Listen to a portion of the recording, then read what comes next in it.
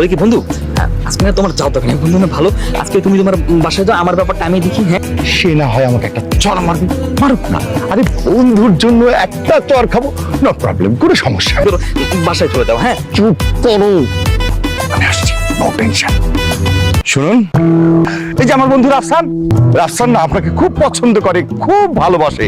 বিশ্বাস করেন, আপনার প্রতি আমার বন্ধুর চোখে যে ভালোবাসা দেখছি, সেই ভালোবাসা আপনি কারো মধ্যেই পাবেন না। আপনি আমার বন্ধুর ভালোবাসা গ্রহণ করুন, আপনি জীবনে ভীষণ সুখী হবেন। আমি বলছি, প্লিজ আমার বন্ধুর ভালোবাসা। বন্ধুর হয়ে ঘটকালি করতে আসছো তাই না?